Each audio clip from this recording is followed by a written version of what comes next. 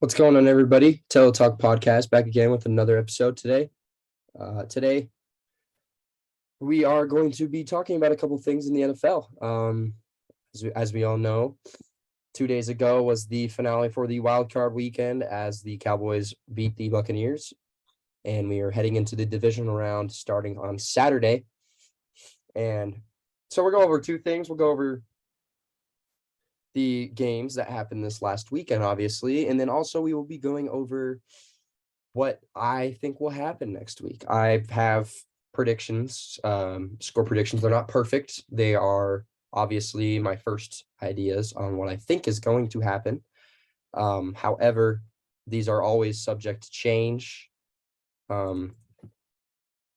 But these are what I think will happen, and obviously I'll be posting those on my Instagram. If you follow that as well, it's Tello Talk Sports. And yeah, so we're gonna get into it right now with the wild card games. Starting on Saturday, we had the Seattle Seahawks play the San Francisco 49ers, and I'll say the first half of the game was quite a really interesting game, actually. Seattle brought it to the Niners, to be honest. They kept on just battling. The Niners just battled with the Seahawks the entire time, and the Seahawks, surprisingly, with a 17-point second quarter, actually had the lead going into halftime. And with Geno Smith's 2 touchdown pass, I think he only had 1 touchdown and the Kenneth Walker touchdown in the second quarter. The Niners defense looked very shaky, honestly, in the first half with giving up 17 points. I know that sounds crazy, giving up 17 points. For the Niners defense is like outlandish. Like you never expect that to happen. And then obviously they only let up 6 in the second half, but that kind of worried me for a bit, especially with them now playing a team like the Dallas Cowboys, who has a much better offense and a much better defense, in my opinion, than Seattle. There's a reason they are 12-5 and Seattle's 9-8. And so I think Brock Purdy was kind of worried me a little bit in the first half as well, only having one touchdown in the first half, but he definitely looked like he had some moments where he struggled offensively. I think he had a little bit under a 50% completion percentage at that time, but obviously he did amazing in the second half. And kind of just turned it around, had a phenomenal game with 4 total touchdowns, over 300 yards. But that's where you look at, if the Seahawks are able to do that for a half, can the Cowboys do that for more than a half? And in my opinion, the Cowboys can. I mean, obviously, Cowboys just played an 8-9 Buccaneers, who aren't a very good team, and they absolutely dominated this team, to say the least. You know, that's what happened. They got dominated, but they're playing the Niners now. That's the thing, is both these teams played probably the 2 worst teams in the playoffs this year, and arguably the 2 worst. You could argue Miami is worse than Seattle, but you're playing 2 of the worst teams in the playoffs, coming off of multi-score victories. And I'd be a little confident at San Francisco. I wouldn't be too confident because you're playing the Dallas Cowboys, as I said. But what you need is another phenomenal performance from McCaffrey and another phenomenal performance from Debo. With the fact that Debo has 165 total yards of offense and a touchdown, and then McCaffrey 119 on the ground in only 2 catches but a touchdown through the air. That is something that you look at and say, hey, we need more of that. We do, and expect George Kittle to see more. He had 2 catches this last game against the Seahawks for only 37 yards, but see him get more targets. He only had 2 targets, but just the fact that they have so many weapons is kind of the problem why he doesn't get very many targets, but tend to see him look towards different areas. I'm just saying. I feel like Ayuk will have a better game too, more than 3 receptions at least, with either Micah Parsons, maybe not Micah Parsons, Trayvon Diggs shading Debo. But I'm not the coach of either teams, so I can't assume what's going to happen here. I can't assume, I just can't tell you what's going to happen. But overall, San Fran, phenomenal second half, terrible first half, in my opinion. Not terrible, good first half, defensively a little shaky, and then that second half you played fantastic. That's all I got to say. Excuse me. The next wild card game is going to be the Los Angeles Chargers versus the Jacksonville Jaguars. And man, what a game. What a game. Jacksonville down 27-0 at one point in the second quarter. At halftime, gets one right before halftime, and then just makes a fantastic comeback from down 27-0. The third biggest comeback in playoff history, only behind, the Indianapolis Colts versus the Kansas City Chiefs and the Houston Oilers versus the Buffalo Bills. And wow, that game was insane. I mean, you look at Lawrence, he had 4 touchdowns and 4 interceptions. 4 interceptions in the first half, man. I give that to you when I tell you that. Still a 31.6 QBR throughout the entire game. But what a second half from Trevor Lawrence, man. He went into the locker room at half and rallied his troops together. Doug Peterson got his team together. And that's something that I love seeing, is the fact that Doug Peterson is showing how good of a coach he is. I mean, not very many teams come down 27-0, 27-7 at half, especially against a team who has Justin Herbert or Austin Eckler, who had Keenan Allen, Gerald Everett had a phenomenal game as well. But I'd say right now is the Chargers fired their OC, which was the right thing to do. But it's their problem that they got Mike Williams hurt. And I think they could have used him in this game. But the second half is just, I really want to put a lot of emphasis into the second half. They outscored the Chargers 24-3 in the second half. They had some great returns, honestly, by Jamal Agnew, who I'm not going to forget, because he had a 33.5 average on his kick returns. And that is something that should be talked about, because that helps. That does a lot of stuff for this team. And Asante Samuel Jr., I will say, had a great game for the Chargers. However, obviously it wasn't enough. The Chargers still lost the game. If you're the Chargers, you go and you look at this game and say, what can we improve on? And what you say is your second half football, because you only scored 3 points in the second half. You had this is one of the best first halves out of any team, honestly, in the entirety of the wildcard weekend, scoring 27 points. And then you go out and just kick a field goal, and that's it. I mean, you got to find a way to stop ETN. He had 5.5 yards per carry, 109 total yards. And Trevor Lawrence, you got to find, you were shutting him down, and then you just forget about him. You just go, yeah, we're just going to not cover anymore, not putting any pressure on him. We're just going to let him do what he wants. And, he went ahead and did what he wanted, and they won the game. So my final takeaway from this game is the Chargers definitely need to do something with their second half football, because they cannot be blowing leads like that next year, and they can't be wasting Herbert's talent. That's my problem, is they're wasting Herbert's talent right now, because he's made the playoffs one time and he has lost one time in choking fashion. As for the Jaguars, congratulations to them. I want to see what they can do against Kansas City next week, and I'll talk about that a little later, obviously. But we're going to move on to the Sunday games, which was the Bills versus Dolphins. And let me tell you something about this game. This game obviously was way closer than any of us expected. You don't expect the game to be a 3-point win when Skylar Thompson's your starting quarterback, and especially when he goes 18 for 45 with a touchdown and 2 interceptions. You're not expecting a man to almost lead a comeback when you're the third string quarterback and throwing under 50% and have more interceptions than touchdowns. Now, the Miami defense is what brought them back into this game. They had 3 turnovers, 1 scoop and score, 2 interceptions. And that's basically how they stayed in this game, is the defense got the ball for them when they needed it. My problem with this was the play calling. I don't know what Mike McDaniel was doing on that sideline, but he was not in that game. He was not focused in that game at all. And that is something that you don't want from a head coach. And that is something that he needs to be accountable of. The fact that he isn't doing that, isn't focusing up. They had all these plays where last second is when they get the ball out. And then that 4th and 1 where the game is basically on the line. Not basically, it is. The game is on the line there. He just doesn't do anything. Just waits until 7. They even raised the play clock for a little bit. and you're going to wait until about 6 seconds to get your offense to break the huddle, that's not going to win you a playoff game, especially against the Buffalo Bills, who had a very lackluster game, in my opinion. They had a very lackluster game. They almost lost this game. You lost the Bills by 3. The Bills, you're winning by 3.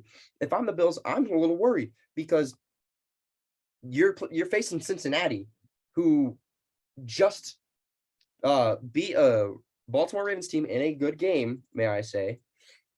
But this game was really close. In that Bengals game, the quarterback of the other team, he wasn't playing bad like Skylar Thompson. He was playing really good. In my opinion, Tyler Huntley had a good game against Cincinnati. And it came down to what Cincinnati's defense could do and what put Buffalo in a situation where they almost lost this game. Miami's defense. And the fact that Miami's defense is doing this, Cincinnati, who I think has a very underrated defense, they could do the same thing. And the thing is that Cincinnati, if they are able to do the same thing, they've got a much better offense behind them. And that's something that I'm worried about if I'm a Bills fan, is saying, is this team about to be another divisional loss? Because it ain't going to be to a coin flip this time, because even if you go to overtime, you still get a chance. But in my opinion, the turnovers need to stop for Buffalo in close games, because all of their close games are either losses or wins because of turnovers. You look at their game with the Jets, how many weeks ago, when the Jets beat them, Josh Allen had some turnovers. And if he's having 2 interceptions and a fumble against the Dolphins, who knows what he's going to do against the Bengals? I mean, this is a team that just won their game simply because of defense.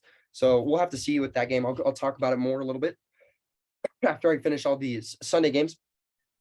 But for the Bills, I'd be a little concerned if you're a Bills fan. A little shaky win. You still got the win. That's all that matters. Dolphins, you focus, get Tua healthy.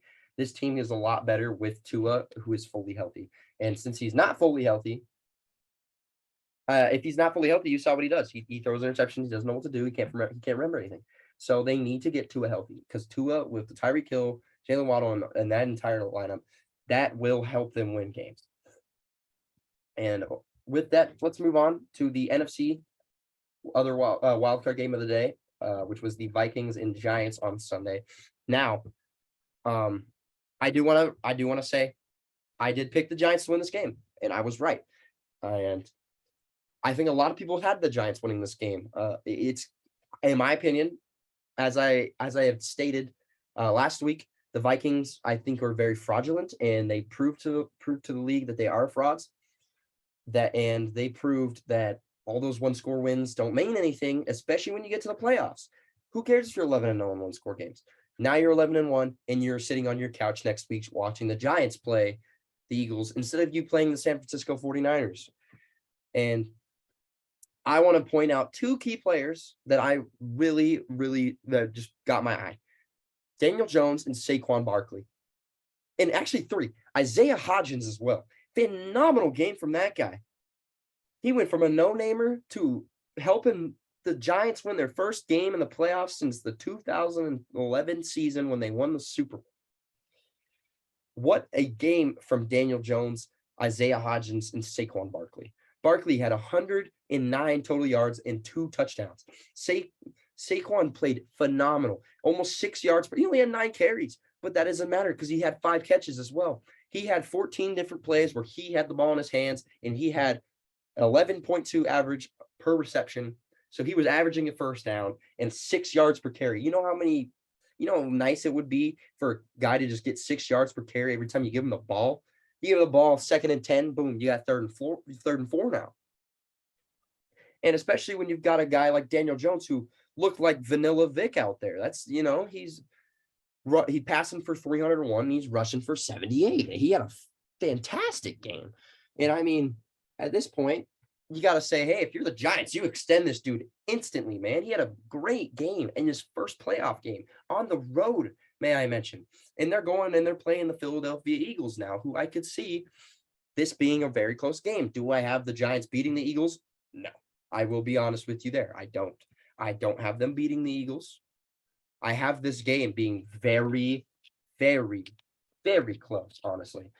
They played week 18 with the Giants without key starters, and I thought the game was a little closer than it should have been. It was a 6-point win from Philly. And Philly kind of looked a little exposed there. Davis Webb was the quarterback. I mean, Davis Webb. And then Gary Brightwell was the starting running back. I mean, Jalen Hurts played the whole game. Miles Sanders and whatnot played the whole game. A.J. Brown played the whole game. Devontae Smith played the whole game. If the Giants play like they did in that game, now granted, they had a terrible first half in the Week 18 game, but the Eagles had a terrible second half. The Giants will come out with a victory if they play like they did in Week 18 with Daniel Jones, because with that Daniel Jones addition, the offense is going to be a lot better. Saquon playing, offense is going to be a lot better. Wide receivers, offense is going to be a lot better. This team honestly could go on a little bit of a Cinderella run, but I do not have them winning their game as of now. I would really love to see them win their game. That's kind of like me with the Jaguars last week. I thought the Chargers would win the game. They didn't, but I was rooting for the Jags because I'd love to see the Jags win the playoff game, and they did. Excuse me. But let's talk about the Vikings here. The Giants did a great job on bottling up Justin Jefferson. He had 4 catches in the first drive, I believe, and then after that, 3 for the rest of the game. Only 47 yards on 7 catches, which is something we don't see very often, is holding Justin Jefferson to under 50. But one guy I do want to point out is TJ Hawkinson. Hawkinson had himself an absolute fantastic game, a great game. And Kirk, to be honest, didn't have a bad game himself. He only had 8 incompletions, 273 yards, 2 touchdowns. But, excuse me, when Kirk Cousins throws a 3-yard out on 4th and 8 to determine your season, that's where you go, all right, Kirk, you got to understand that our season is on the line. You can't make throws like that. The Vikings are not going to get anywhere with Kirk Cousins making decisions like that with very little time left. And especially the biggest thing for the Vikings is your defense. Your defense looked awful out there. I mean, what? I think they caused 1 punt the entire game. Maybe, yeah, 2 punts. And you didn't really do much with it. You gotta get more stops. You can't be putting your offense on the field and then them scoring, being like, great, good job, and then just let the other team score again. Because that's what it seemed like for a little bit. It was, oh, the Vikings make the game a little closer. Oh, nope, the Giants scored again. And then they had a little bit of a chance there when it was 24s. And then, oh, would you look at that? The Giants scored again. That's what it is. It was all just, oh, the Giants keep scoring. Oh, Giants scored again. Oh, there goes our lead. There goes our chance. Giants scored again. Oh, Kirk Cousins throw a little dump pass on 4th and 8. And that's basically what it went. And that, in my opinion, that's a representation of the Vikings season. Oh, looking like this team, they're good. They're going to fight. They're going to win. And then they just let it all go. Because they're frauds. Because the Vikings are frauds. And that's what I got from this game. And for the Giants, congratulations for winning. I hope you win next week, but I don't think you will. And we'll move on to the last Sunday game, which was the Ravens and Bengals. The Bengals won by 7. The offense, I will say, did not look that great. Joe Burrow had 2 touchdowns total, so he did pretty well, I would say. But their offense needs to do more. I mean, they had 3 punts, which isn't a lot. But still, in a close game like that, it also helps when your opponent has the same amount of punts. But Huntley played a good game, in my opinion. Huntley did. But what he did at the end, what shouldn't have had to happen with the dive, I don't think he should have been put in that spot where he had to make that dive. For the Ravens, I'm not going to talk very much about the Ravens, and maybe not even about the Bengals that much. I honestly didn't watch this game that much because I was too busy just kind of writing down my thoughts about the Giants game. But when I talk about the Bengals, your defense played pretty well, only giving up 17 points, but your offense needs to put up a lot of points too.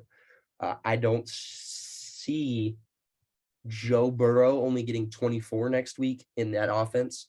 But Sam Hubbard, phenomenal play, broke a record, historical play, hometown kid. The defense is going to be what they need to win this game against the Bills next week. And then the last game, which I won't talk about too much because obviously there's not too much to talk about. The Cowboys and Buccaneers. Dak Prescott just had himself his career game. Went and eliminated the GOAT, 5 total touchdowns. But if you're the Cowboys, you gotta find a way to fix Brett Maher's leg, man. He's one of the most been one of the most consistent kickers in the league, and he goes 1 for 5. They had a fantastic game. I don't have anything to say about the Cowboys game, except the fact that the Buccaneers were frauds, shouldn't have been there. And there needs to be something changed about this whole divisional winners get to make the playoffs, because no reason an 8-9 Buccaneers team should have made it over that 9-8 Lions team, in my opinion. The Lions would have put up a fight against that Cowboys team, and that would have been a much better game than 31-14 absolute blowout, in my opinion. It's only a 17-point win, but that game was a blowout. The score did not, it looked like a 40-point win. But that's basically my thoughts on all the wildcard games. I'm going to move on to my divisional round games. We've got pretty good games. We've got the Cowboys and 49ers, the Giants and Eagles, the Bengals and Bills, and the Jaguars and Chiefs. Now, I will start with the Giants and Eagles. As I said, I don't see the Giants winning. I see it being very close. My score prediction will be 28-26. I think Jalen Hurts just will have one drive that kind of gives the Eagles that upper edge, and then that's what I think is eventually going to win it for them. I don't think the Giants will get shut down to win the game. I think it's the Giants' defense will collapse. Not collapse, but they will give up a touchdown to win the game. Eventually win the game. The Eagles 14-3 for a reason. They're 14-3 for a reason. They're 3 losses: Washington, Dallas, and New Orleans. A little bit of an outlier there with New Orleans, but that's my team. Go Saints. Who dat? I think that the Giants do have a capability to win this game, and I would love to see it. I just, as of right now, don't see them doing it, and the Eagles will move on to the NFC Championship. And that is where I will take this on to the other NFC game and who they will play. The Cowboys looked great. Both these teams looked great. This game, surprisingly, the Niners do have one of the best defenses historically. Surprisingly, I have it as a shootout. The Niners defense hasn't really seen a good offense in a while. Especially an offense like the Cowboys. They haven't seen one like that. The last team that they've really seen a good offense of was when they played the Chargers and beat them by 6 in November. And then before that, the Chiefs, and the Chiefs put 44 on them. So that's what I mean. They've only really seen 2 good offenses all year. You look at their schedule. They played the Raiders, who put up 34 against them, may I mention, the Cardinals twice, the Seahawks twice, who have okay offense, not a very good one against the Niners, the Rams, terrible offense, Commanders, not a very good offense, Saints, terrible offense, Chargers, pretty okay offense, pretty good. Excuse me. Falcons, bad offense, who they lost to. Panthers offense, bad offense. Broncos offense, bad offense. Seahawks again, and the Bears, who they lost to. You look at their 4 losses, it is the Bears, Broncos, Falcons, and Chiefs. And you want to know why they lost those games? Because their defense couldn't stop the other team, besides the Broncos game and the Bears game, I will say. The 2 games, Falcons, Chiefs, their offense couldn't do anything, and their defense couldn't stop the other team. The Broncos and Bears game, I'll give it a little even. Bears, there was like a monsoon. Trey Lance started, couldn't throw the ball. Broncos game, that game just sucks. Excuse me. Broncos 49ers was just bad. That was just a bad game. Just good. That was good defense overall. Just bad game. So I think this game will be a shootout. Do I think the Cowboys make the upset? Not at all. Nope. Cowboys aren't upsetting them today. Not a chance. Cowboys aren't winning this game. I don't see them doing it, especially with the way that the Niners have been playing, I'm going to have to pick the Niners 38-35 to play the Eagles in Philadelphia the next week for the NFC Championship. Time to move on to the AFC divisional round games. We'll start off with the Cincinnati Bengals and the Buffalo Bills. Now, this game's going to be really close. Obviously, their game got canceled earlier this year due to the DeMar Hamlin situation, but good to see he's all good now, doing better. Gotten out of the hospital, been with the team. I think the Buffalo Bills do have something to play for in this entire playoffs, but the Bengals, I think, are in a higher point of their season. The Bengals are on a 9-game winning streak now. The Bills are on an 8, so that can't count them out. I just think the Bengals, Joe Burrow, even though he's only been in the playoffs for how long, looks like a seasoned playoff vet, in my opinion. He's played great in every playoff game he's been in, especially, as I want to point out, that Tennessee game. What game was that in? The divisional round. And I think that he's going to get the job done again. I think, as I said, the defense is going to find a way to stop Buffalo. And I think that's going to help Buffalo fall to the Bengals. I'm going to go 33-28. The Cincinnati Bengals will win this game, 33-28. As for the last AFC game and the last divisional round game, I'm going to go with the Jacksonville Jaguars facing the Kansas City Chiefs. Now, I want to put it out right here. Chiefs are going to win this game, in my opinion. It's going to be a close one. Excuse me. A lot of people will probably pick the Chiefs by a lot. I don't. I pick the Chiefs by 4, 28-24. Now, here's my reasoning why. At the end of the day, the Jags will fight. They have a great coach, great team around them, a good young team. But I think the Jags are too young to beat this much of an experienced team in the playoffs. And I think Mahomes will eventually find his way to pull it out and win this game. And that's what's going to happen. Chiefs win 28-24. And that's my look on these divisional round games. My predictions: Niners play the Eagles in the NFC Championship, and the Bengals play the Chiefs once again in an AFC Championship rematch. That's going to be all for my 2 things today. I hope you guys enjoyed listening to this one, and I'll love to update you guys. Make sure to follow the Instagram at Tello Talk Sports for updates on the final scores and even half times if you guys want that during the divisional round games. And that is it for me today. Hope y'all have a great day, morning, night, noon, evening, whatever time you're listening to. And I'll see y'all next week. Peace out.